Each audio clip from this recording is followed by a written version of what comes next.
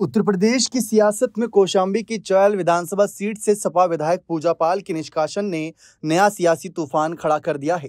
Samajwadi party के इस फैसले ने बीजेपी को अखिलेश यादव के पिछड़ा दलित अल्पसंख्यक फॉर्मूले को कमजोर करने का सुनहरा मौका दे दिया। पाल और बघेल समाज के प्रभावशाली वोट बैंक को अपने पाले में लाने की बीजेपी की रणनीति अब और तेज हो गई है। इस सियासी ड्रामे के नफा नुकसान को बड़ी बारीकी समझते हैं। दरअसल 14 अगस्त 2025 को सपा ने पूजा पाल को पार्टी विरोधी गतिविधियों के आरोप में निष्कासित कर दिया। यह कार्रवाई तब हुई जब पूजा ने विधानसभा के मानसून सत्र में मुख्यमंत्री योगी आदित्यनाथ की जीरो टॉलरेंस नीति और माफिया अतीक अहमद के खिलाफ कार्रवाई की तारीफ की। पूजा ने अपने पति पूर्व विधायक राजू पाल की 2005 में हुई हत्या का जिक्र करते हुए कहा कि योगी सरकार ने उन्हें न्याय दिलाया, जबकि सपा ने उनकी पीड़ा को अनदेखा किया। इस बयान ने सपा नेतृत्व को नाराज कर दिया और अखिलेश यादव ने तुरंत उन्हें पार्टी से बाहर का रास्ता दिखा दिया।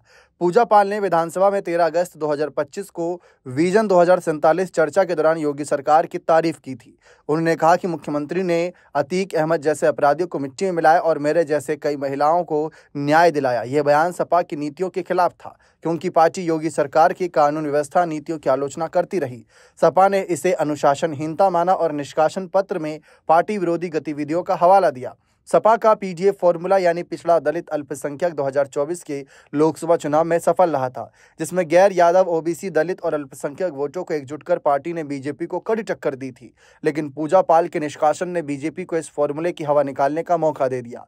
यूपी में पाल और बघेल समाज की आबादी ओबीसी वोट बैंक में यादवों के बाद सबसे प्रभावशाली मानी जाती है, जो पूर्वांचल और मध्य यूपी की कई सीटों पर निर्णायक भूमिका निभाती है।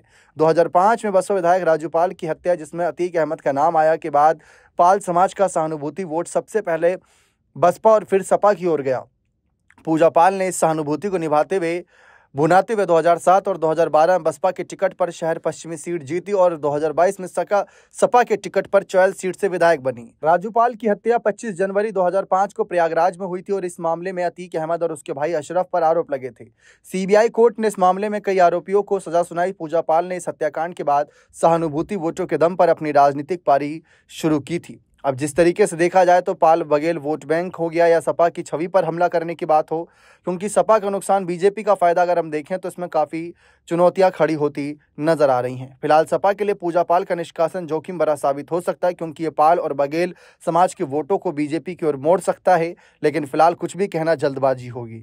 बीजेपी इस मौके को बनाने के लिए पहले से ही ओबीसी समुदायों जैसे लोध और चौहान को साधने में जुटी है। दूसरी ओर सपा का दावा है कि वे 2027 में अनुशासित नेताओं के साथ पीडीएफ फॉर्मूले को और मजबूत करेगी। लेकिन पूजा पाल जैसे प्रभावशाली चेहरों का नुकसान पार्टी के लिए चुनौती बन सकता है।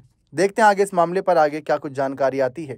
फिलहाल जिस तरीके से पूजा पाल को अलग अलग राय मिल रही है सपा से निष्कासन के बाद, देखते हैं वो इस पर आगे कितना अग्रसर रहती हैं। बने रहें चैनल के साथ। बहुत बहुत शुक्रिया।